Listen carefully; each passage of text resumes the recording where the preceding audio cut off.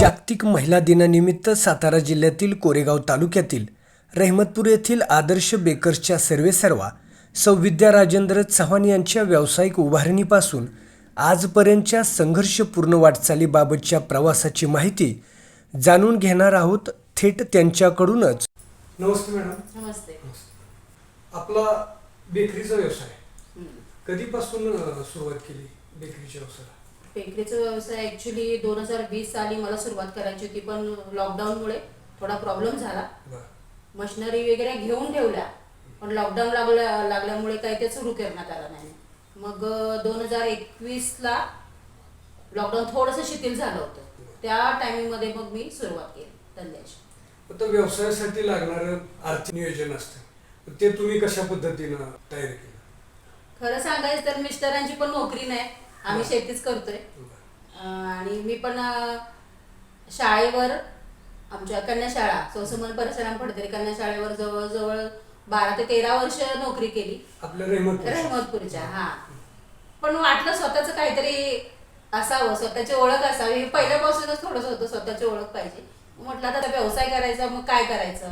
तर मला थोडीशी बेकरी व्यवसायातली आवड होती, म्हणजे त्यातली थोडीफार माहिती होती.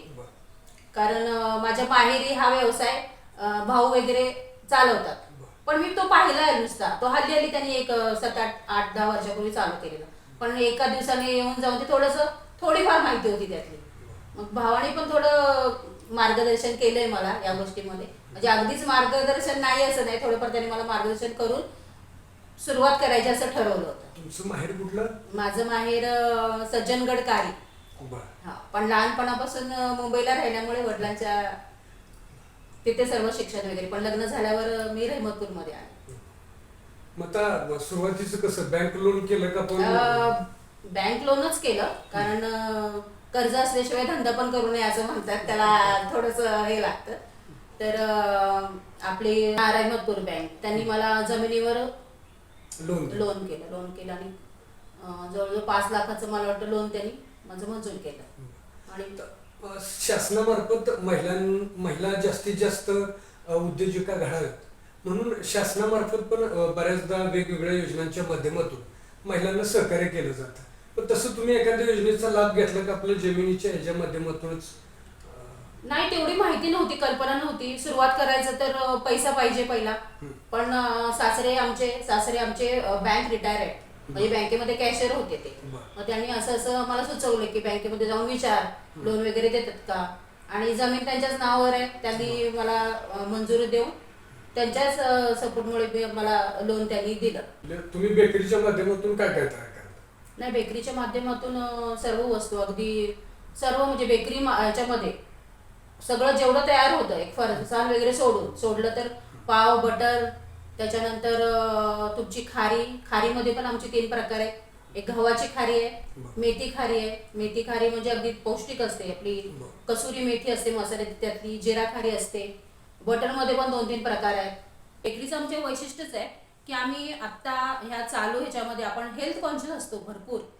आणि बेकरी आयटम हे मैद्याचे वगैरे बनवलेले असतात, ते शरीराला घातक वगैरे असतात.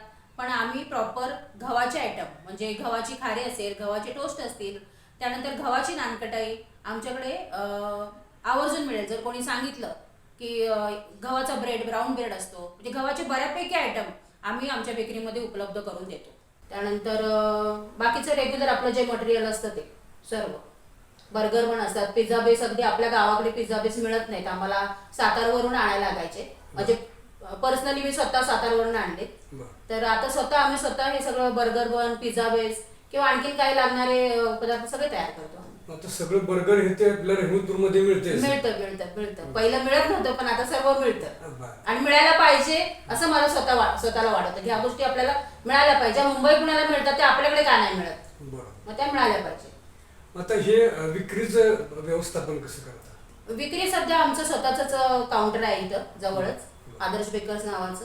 आणि आमच्या नाईक साहेबांच्या कृपेने आम्हाला ते मिळालेलं आहे, त्यांच्या थोड्याशा आशीर्वादाने. आणि आमचा सगळा माल मी होलसेलने माल देत नाही, कारण का कोणास ठाऊक मी असं ठरवलं की होलसेलने माल देणार नाही, म्हणजे पूर्ण जसं आता बाकीच्या बेकऱ्या करतात तसं मला करायचं नाही. माझ्या दुकानावरच मला माझा माल विकायचा आहे. एक म्हणजे चांगल्या दर्जाचा माल हा चांगले आहे. क्वांटिटी नाही पण क्वालिटी मला विकायची. क्वालिटी माल तर मला द्यायचं. तुम्ही बँकांच्या बाबतीत जसं शेतकऱ्यांच्यासाठी वेगवेगळ्या योजना असतात, तुम्ही काय आवाहन कराल शासनाला की काय सोय केली पाहिजे महिलांच्या व्यवसाय उद्योग वाढीसाठी? खरं सांगायचं तर महिला जेव्हा लोनसाठी वगैरे अप्लाय करतात तेव्हा खरोखर त्यांची मानसिकता असते ते करायची स्वतःहून. तर मी शासनाला खरंच असं सांगेन की जसं प्रत्येक बँकांमध्ये तुमचा शेतीविषयक विभाग असतो, तसा लेडीजला जेव्हा एखादा व्यवसाय चालू करायचा आहे तेव्हा व्यवसायासाठी लागणारे जे साहित्य आहे ते साहित्य जर तिला उपलब्ध करून दिलं तर कदाचित ते फार महिलांच्या साठी बरं होईल. कारण कसं होतं, साहित्य घ्यायचं म्हटल्यावर ते शोधायचं, ते जायचं, विकत घ्यायचं परत. म्हणजे या काही महिला ज्यांना पाठिंबा नसतो, जेंट्स तिच्या मागे नसतो, तेव्हा या गोष्टी फार कठीण होतात. ते मार्केटिंग करणं, ते घेऊन देणं. तर थोडंसं या बाबतीत महिलांना जर मदत झाली शासनाची की सबसिडी असते, एखादी वस्तू समजा 2-2.5 लाखाची असेल तर ती वस्तू तुम्ही तिला घेऊन दिली बँक थ्रू, काही कागदपत्राने, त्यातली काही रक्कम तुमच्या शासनाने भरली तर काही रक्कम तिला सांगितलं की तू एवढ्या महिन्यामध्ये क्लिअर कर, तर ती करणार. पण तिचं काम तर लगेच ऑन द स्पॉट चालू होईल ना. उदाहरणार्थ एखादी वस्तू तशी सांगा. आता मला समजा मला खारीचं मशीन घ्यायचंय, म्हणजे ऑल ओव्हर माझ्याकडे सर्व मशीन आहेत. माझ्याकडे मोठी रोटरी आहे, त्यानंतर डव मिक्सर जे प्रॉपर अगदी बेसिक लागतात ते आहे. पण आता खारी लाटायची म्हटल्यावर माझ्याकडे मोठे कामगार नाहीये. आम्ही माझे मिस्टर आणि माझ्याकडे ज्या 2-3 लेडीज आहेत त्या आम्ही सगळी बेकरी बघतो. आणि खारी लाटायचं जर कोणाला माहिती असेल तर ते खूप मेहनतीचं काम आहे. आणि महिला काही लेवल पर्यंत आपली मेहनत लावू शकतात, चपाती लाट. पण खारीचं ते लाटणं जवळजवळ 2 ते 2.5 किलोचं असतं. मग ते कठीण होतं. म्हणजे किती लेडीज दिवसभर काम करेल की 24 तास, पण ते एवढं मेहनतीचं काम त्यांना जमणार नाही. त्यासाठी मला खारीचं मशीन एक घ्यायचंय. मग आता मला थोडंसं ती अडचण येते की परत आणखीन आर्थिक तिथे आलं सगळं. तर कुठेतरी तुमची अपेक्षा आहे की बँकांनी ती उपलब्ध करून वस्तूच उपलब्ध, आम्हाला लोन पैसे नको, ती वस्तू उपलब्ध करून द्या, त्याची रक्कम आम्ही हप्त्याने फेडू. हे असं कुठेतरी. तुमचं मॅडम शिक्षण किती झालं? मी ऍक्च्युली डबल ग्रॅज्युएट आहे. मी ग्रॅज्युएशन हिस्ट्री मधून केलं मुंबईमधून, आणि परत सोशियोलॉजी मधून काही कारणास्तव मी परत सोशियोलॉजी मधून केलं ग्रॅज्युएशन. हे शिक्षण करून तुम्ही व्यावसायिक म्हणून नावारूपाला येत आहे, तुमची वाटचाल सुरू आहे. त्याबरोबर तुम्ही इतर महिलांना पण, आपल्याकडे किती स्टाफ आहे कामगार? माझ्याकडे 3 लेडीज आहेत आता. म्हणजे तुमच्या माध्यमातून तुम्ही त्यांची पण एक कुटुंब उभं करायचं काम करताय चांगल्या पद्धतीने. त्यांची पण मदत मला भरपूर आहे, म्हणजे त्यांच्याशिवाय मी नाही.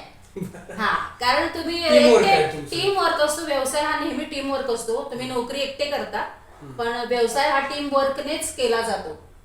आणि त्यांच्याशिवाय त्या मला मदत करतात अगदी माझ्या घरातल्या सारख्या. म्हणजे कामगार म्हणून नाही, पण घरातल्या सारख्या मला मदत करतात आणि माझं काम व्यवस्थित करतात. अनेक महिलांना असं वाटतं की आम्ही व्यवसाय करावा, पण नेमकी दिशा त्यांना सापडत नाही, किंवा हे बँकेचं लोन कसं करावं किंवा काय. तुम्ही काय सांगाल अशा नवीन ज्या व्यवसाय करण्याची इच्छुक महिला आहेत त्यांना? एक तर तुम्ही जेव्हा कुठला व्यवसाय करता तेव्हा एक तर तुम्ही फोकस पाहिजे की मला हेच करायचंय. कुठला व्यवसाय फोकस एक ठरवा की मला हेच करायचंय. तो कठीण आहे किंवा 1-2-4 महिन्यांनी वर्षांनी तो नाही जमत आहे मग तो सोडला आणि दुसरा केला, असं करायचं नाहीये. एक ठरवा, त्या व्यवसायाची पूर्ण माहिती घ्या काय करायचंय. मेन म्हणजे हे जेव्हा मी बेकरी व्यवसाय चालू केला तेव्हा मला फक्त चालू केलं, मला काहीही माहिती नव्हती. मेस्त्री होते माझ्याकडे कामगार म्हणून, तर ते 2-3 जण होते. आणि एक रेशो असतो की दिवसभरामध्ये 4 पोत्याचा 5 पोत्याचा, किंवा जर माझ्याकडे 2 कामगार असतील तर 3 पोत्याचा माल माझा निघाला पाहिजे, असा रेशो असतो. टार्गेट असतं, ते निघालच पाहिजे. संपला तो खपला पण पाहिजे, म्हणजे निर्मित पण झाला पाहिजे आणि विक्री पण झाली, तर तुम्ही ते बाकीचं तुम्ही सगळं तुम्हाला ते खर्च वगैरे व्यवस्थित होतं. आणि थोडंसं कसं पडतं आपल्याकडे गावाकडे, थोडंसं क्वालिटीकडे लक्ष दिलं जात नाही, क्वांटिटीकडे लक्ष दिलं जातं. पण माझा थोडासा अट्टास आहे की मी जे देईन ती मी क्वालिटी देणार. मग 10 रस्त्यावल्या 10 जणांनी नाही घेतलं, 2 जणांनी घेतलं तरी दोघांसाठी मला व्यवसाय करायचा आहे, हे थोडंसं मी डोक्यात आहे माझ्या. त्याच्यामुळे क्वालिटीवर मी भर देते. आणि जेव्हा ते मेस्त्री होते, ते मेस्त्री मक्कच ते निघून गेले मेस्त्री, पण मशिनरी मी एवढी घेतलेली, काम तर नाही म्हणतात ना, गुराख्याने गुरं सोडली तर मालकाला ती सोडता येत नाही, तर तशी ती सोडली नाहीत. कारण जवळजवळ बराच मी पैसा गुंतवला त्याच्यामध्ये. विकायची पण नव्हती मला, कारण मला हेच करायचं होतं. मी विकू शकत होते, टार्गेट मला हेच करायचंय. शेती आहे की आमची, शेती सासरे बघतात, पण ते बघतात ते अजून ते बघण्यासारखे आहेत, त्यामुळे बघतात. तर मला दुसरं काही करायचं नव्हतं मला, कारण सगळं आहे तयार. तर मग मी हळूहळू स्वतः माल तयार करायला लागले. चुकलो 2 वेळा 3 वेळा, वाया गेला थोडस, ते नुकसान सहन केलं. पण परत आयडिया आली की कसा केला जातो माल, कसा तयार होतो, की बाबा तो किती वेळ ठेवायला लागतो, भाजायला कुठल्या डिग्रीला लागतो. हो द्या ना, 2-4 वेळा खराब होईल, परत तर तो चांगला होईल. आपलाच माल आहे, आपणच मालक आहे त्याचे, आपण कोणाच्या हाताखाली तर काम करत नाही. मग असं करता करता तो अगदी म्हणतात 6 महिने मी शिकले. म्हणजे माल खराब झाला कधी चांगला झाला, आता व्यवस्थित तो माल तयार होतो.